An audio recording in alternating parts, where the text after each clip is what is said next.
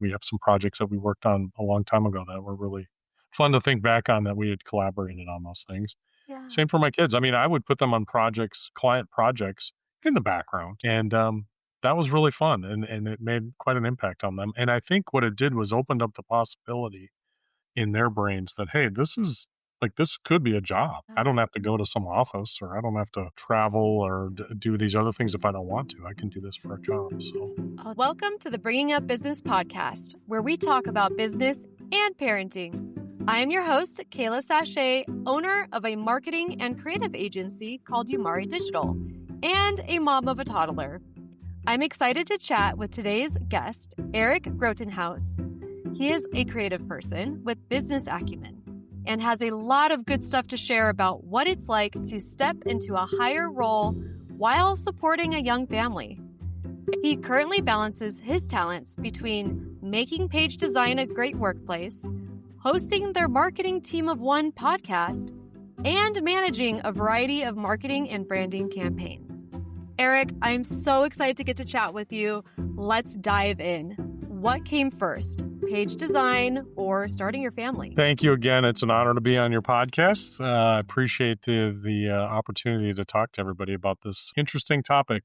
I started off as a parent first. So I was working at Page Design as a designer, senior level designer, became a parent, and then about a year and a half after my last child was born, I became a partner. So small children when I became partner. How old was your youngest? At the time that I became partner, he was less than a year old. Oh my So goodness. yeah, What? Okay, what fueled the decision to step up into partner at that moment?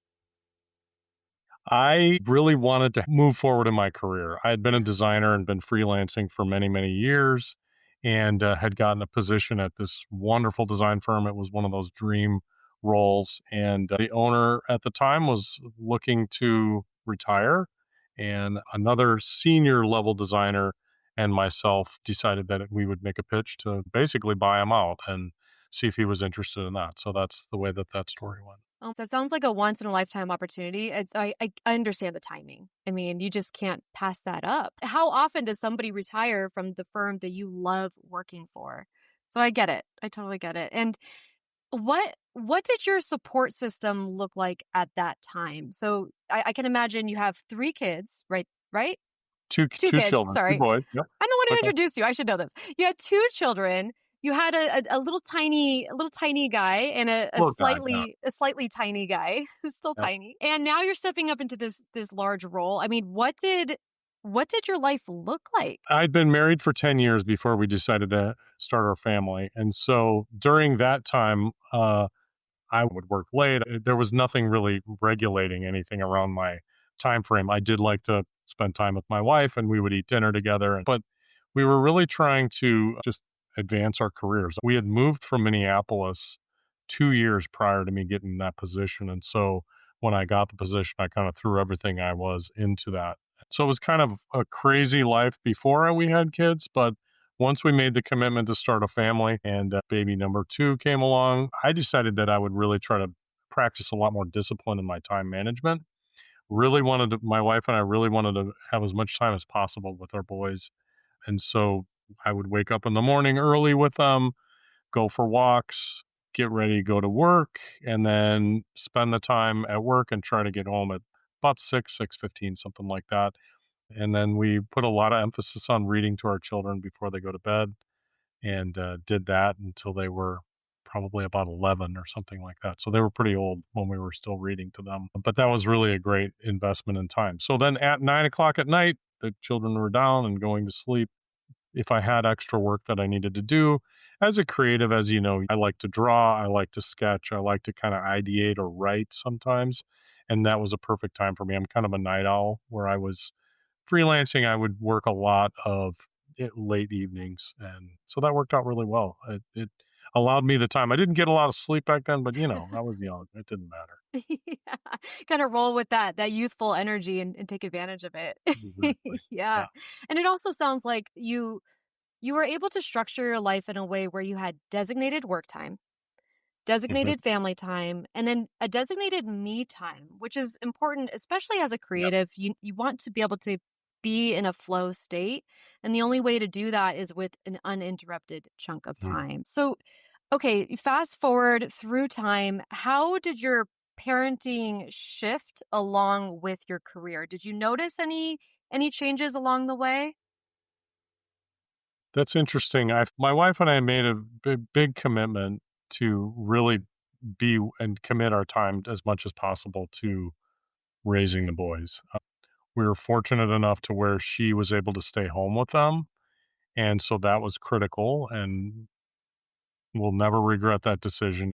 She did all the heavy lifting, let's just say. Yeah.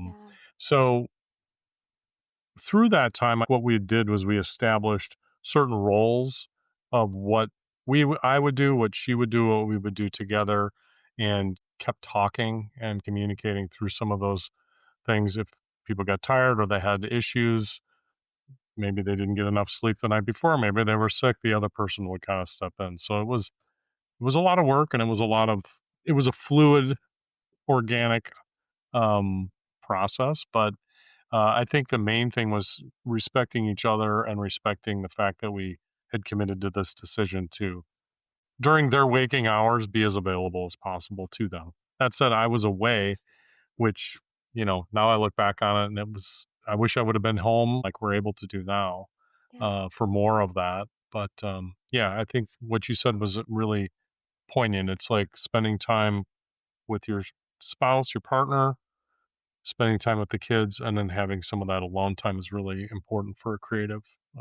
Well, probably anybody, but for sure for creatives as well. Yep, yep. Speaking for myself and in our household here, that communication within a marriage is everything, or just a general partnership is everything. Yeah. You mentioned the sleep deprivation that can genuinely cause a ruckus in the way that we regulate our emotions and react to them. And it is especially when both parties are sleep deprived, it's really hard to he shakes his head. Exactly. It's really hard to react kindly to someone else's, you know, lack of control for a better way of putting that. Yeah. Yeah. Yeah. It definitely pushes you to your limits. And, that's the thing about not being able to, and the stress of it. Sometimes there's just things that completely stress you out, especially with the deadline driven careers like we all have. That thing is due on Thursday, or there's always these situations that are kind of in the back of your head that, you know, especially as you work in at higher levels where you're a creative director, you're working with a team and you've got a lot of moving parts and pieces. It's really important to keep that line of communication open with them because then you can kind of relax and take a little bit of the pressure off of your own brain. Yeah, no, 100%. And taking that pressure off of the braid is not only good for our marriages or partnerships, it's Yeah. also good for our own well-being, right? Yep. Here at home, my husband and I have a little bit of a hierarchy thing going on. So Hmm. we have our marriage at the top, and then we have our child rearing, and in ordering it that way, it's not like a literal, oh, the baby's crying, but husband and I are crying, so we're going to focus on ourselves first. Like, no, of course we're going to attend to the little guy because he needs us. He Yeah. actually really needs our physical help. Yeah. But it's more so just the bigger picture. Hey, let's take care of the partnership first, so Yeah. that that can trickle down to our son and he can see what a partnership looks like. He also feels it too. Children pick up on our emotions, and if we are dysregulated all the time because we aren't checking in and re-regulating, he's Hmm. he's going to feed off of that. So, That's interesting, and I think, giving the other person a break or, kind of taking the pressure off of that, sometimes, we can get very excitable and type A in a sense, like we got to do this and sometimes you just have to take that pressure off because you're right, that pressure melts out into the rest of the family and then everybody else is kind of on pins and needles. And I think mhm. early on we learned that that's something that maybe it's time to go for a walk, and that would be Mm, something that I would end up doing a lot of times is taking the dog out for a walk. We're mhm. just asleep, everybody's down, and then I would go for a late night walk with the dog, and that would kind of be one of those things that would, all right, think about it, just chill out, dude. Don't be a jerk, or Mhm. give them a break or whatever it needs. Yes, yes. I do the same thing, but I don't have a dog. I have a toddler, so I walk Mm, my toddler and pop him on his bike, and he goes down the street, and he's nice. happy. He gets that energy out. I also get an opportunity to just clear my brain, no matter what it is that's aching me. It sounds like Mm, not only have you structured your overall time between your hmm work and your personal and your me time, also at work, it sounds like you are using some sort of time blocking strategy or something else. So we had a large team at that point. We had over 20 people. There were Wow. times when we had over 20 people. Wow. And we had actually three partners in the business because the main founder was still with us. He wanted to transition out slowly, so he was working less and less. And then I had another partner, which same structure now. I still have another partner, a different person, but having that 50-50 split was really helpful because kind of like in a marriage, you can offload some of those tasks or worries to that other person. They can help problem solve and vice versa. So I always feel like there's such a benefit to working in teams. And that team can be two people, but having that back and forth is something that I definitely thrive on, along with the structure. So we use that time to role play, conversations or situations, problem solve, but also then delegate and understand, okay, this is my lane. I'm going to stick to this stuff. You're going to stay here. If this surprising little element comes up here, I might have to filter it down to you and have that filtered out to somebody else to problem solve. But Yeah. yeah, I guess throughout time, we've used many different time tracking or time blocking slash project management tools to kind of keep that. But there's always, this is the one of the main computers that Yes. holds that info. Oh, it's so true. It's so true. It sounds like you have to be in a working relationship that is Mm, based on trust, yes. right? You are offloading these tasks that you would normally have control of to your Mm, partner. And hmm that's really the only way to keep the engine running. Yep. I was really blessed. The teams that we have are amazing and they do great work all the time. And that level of trust just grows every day with them. And so that is such a great blessing that I do have in my career. Early on, it was harder to find that, but of course, I was kind of finding my way through it, and it took years. I would say it's not something that you just turn on and there's a switch and all of a sudden it happens, but it's an organic process. But you also have to have some discipline in how you're figuring out what that structure is and how it works. Mm. You mentioned that it was harder for you to trust your team early on, and then over time it became easier. What do you think changed? The interesting thing was I was the doer before. So I was Mm. the person who would be the designer and be the contact with the client and maybe help with the estimating and the scoping of the project. And I was in the weeds doing all of the things because when I was brought on as a partner, I was only 35 and I was working on projects and I was bolting on a little bit more of that leadership or administrative role, I guess you could say, management role. But it didn't happen overnight. It's not like I woke up the next morning and all of a sudden I had, you know, nothing to do but just boss people around, for lack of a better term. And so I think the hardest thing is as creatives, we want to be the person that does the things, right? We Mhm. want to be in there getting our hands dirty. And Yeah. I'm in Photoshop, I'm in InDesign, I'm in all the programs, Yeah. but you really kind of have to turn off. And I remember our partner, the founder of the business originally, Paul, he didn't have Illustrator or InDesign or any of the Adobe products on his computer. And that really helped kind of separate him from the doing of the things. Mm. And that's been probably a multi-year, maybe even 10-year, 15-year process for me to stop doing the things as much as I'm helping other people do the things or guide them or direct them. And Yeah. so, yeah, that was kind of the process for that. Took a while. Doesn't happen Yeah. everywhere. Yeah, it's not easy sussing out all of the things that you are Mhm. doing. First of all, because they just happen. It at least for me, things just happen. I just do it. I get it done. I don't really think twice about it.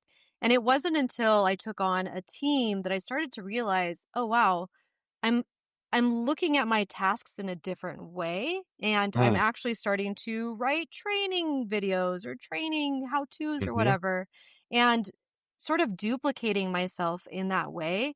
And because of that, I've been able to lighten my brain a little bit.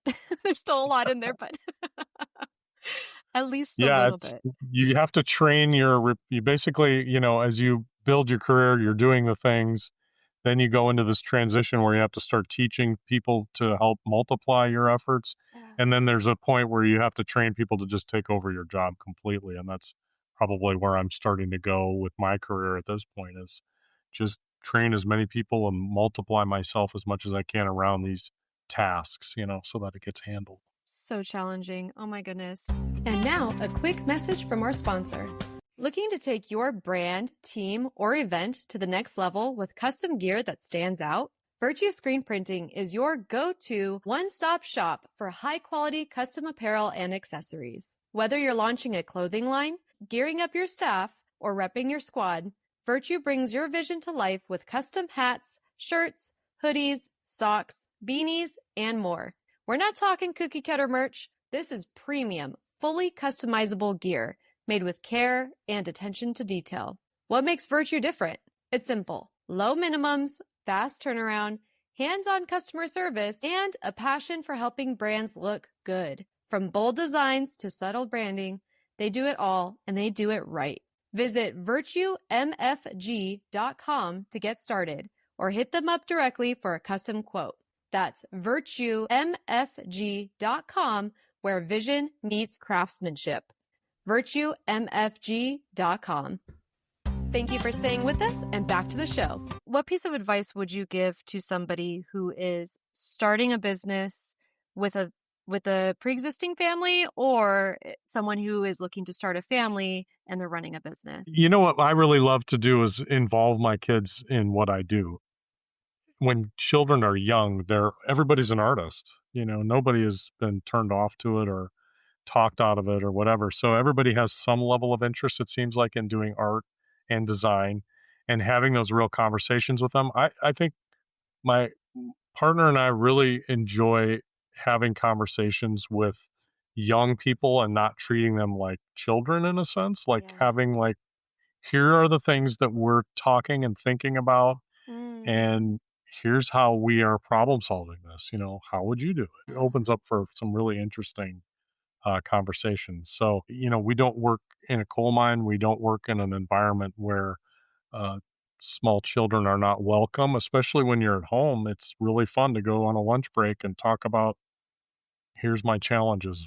What do you think of this drawing? What do I'm always throwing ideas and drawings and illustrations or logo design branding projects to my whole family, really. My wife and I were used to design together. She's a great art Oh, director and got a really good eye for design. And we have some projects that we worked on a long time ago that were really fun to think back on, that we had collaborated on those things. yeah. Same for my kids. I mean, I would put them on client projects in the background. This was during COVID when everybody was home 100% of the time. Yeah. And that was really fun, and it made quite an impact on them. And I think what it did was opened up the possibility in their brains that, hey, this could be a job. I Yeah. don't have to go to some office, or I don't have to travel or do these other things if I don't want to. I can do this for a job. So Oh, that is so cool. So sharing your work that you do with your family could possibly open up a whole nother world for them. yeah, they don't see as many limitations. Maybe they see a lot of Yeah. possibilities, which is really what my wife and I really want that for our kids. Is to Yeah. let them know anything's possible. Just keep Yeah. dreaming, keep Yes. pushing on whatever you Yeah. want to achieve, and it's going to happen. That's beautiful. Oh my goodness. What is a dream that you have for your kids? I would love my kids, and I think they're on this path, to feel comfortable and confident and know that they have support and they can trust their family to be with them in any decision that they make going forward. Yes, we're going to have a lot of conversations, but I really want them to understand that they're in control and we support them. And we have a lot, we could talk a lot. They, they're all here, they're in college, but they live at home, and it's been great because we can help them navigate some of that, which I needed probably when I was that age and didn't get a lot of. But of course, I was Generation X and we were rebels and we wanted to move away from home as soon as possible. That was what we wanted to do. I think things have changed a little bit Same. for the better because I don't know that Yeah. that was such a great decision Yeah. to move away when you're 17 and, hey, you can do it all, right?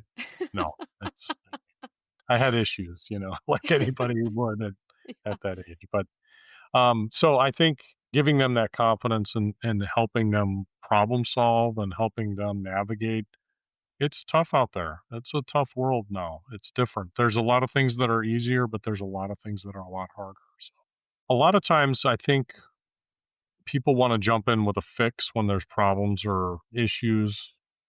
Feel People want to problem solve all the time, and that's great. I mean, that's we appreciate that, but sometimes it's nice to just listen. And even with our kids, I just like to listen sometimes and not provide an answer for them or guide them or just ask them questions about their decisions on what they're making and not offer any judgment or any solutions to problems. Just be a sounding board for people, even your partner, your kids. That to me seems like a really valuable skill that can provide a lot of insights for that other person. I appreciate it, and sometimes I just need to yell and scream, and I'll tell them, I just need you as a soundboard to listen to me, please. You don't have to tell me anything. Yeah. Just listen, and that's really therapeutic, I guess. Yes. Oh, I That's it. love that. And I also love how when you flip the script and if you are the one with the issue, you preface what you are about to say to whoever it is that's listening and saying, "Hey, I just need a vent right now. Let me vent. Mm. Let me get this out." And that helps the other person understand how to react to you and best hold you. That is such a cool relationship advice. And that's good for work too. Yeah, it is. Yeah. Oh my, that is so cool. Thank you for sharing that. Eric, it has been such a pleasure chatting with you. Where can people find you? I'm at pagedesign.com. That's our website. You can email me at eric@pagedesign.com if you want to chat. I love getting emails. But you can also listen to and watch our podcast. We have a podcast called the Marketing Team of One podcast, where we try to help solo marketers problem solve, reduce the chaos, and make their lives a little bit easier by kind of extending the knowledge that we've learned over the 30 some years I've been in the business, Hey, it's along something to with be my proud of. business partner. Yes, I guess you're right. It's Yes, I am incredible. proud. It is fun. It's Yeah. exciting. So Yeah. That's incredible. this has been great. I appreciate the opportunity. It's been a real treat. I appreciate the time, and it's been interesting getting to know you. Same, same. Thank you for joining us on Bringing Up Business. If you could, please take a moment to subscribe to and rate the podcast on Apple, Spotify, or wherever you get your podcasts.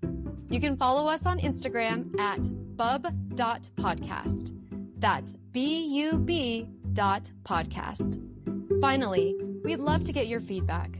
If you have a comment or a guest idea, please let us know on our website, bringingupbusiness.com. Until next time, thanks for joining us. Say bye-bye. Bye-bye. Say bye-bye. See you later. Bye-bye. See you later.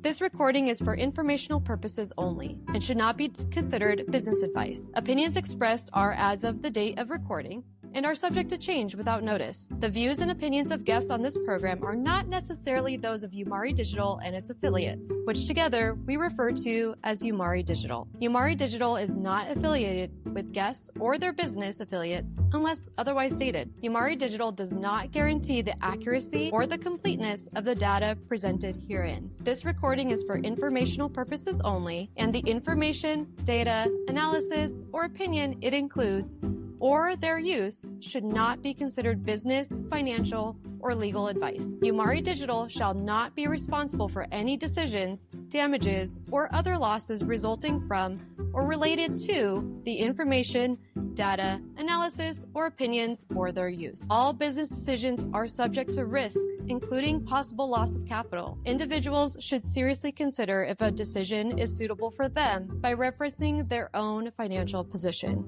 Thank you.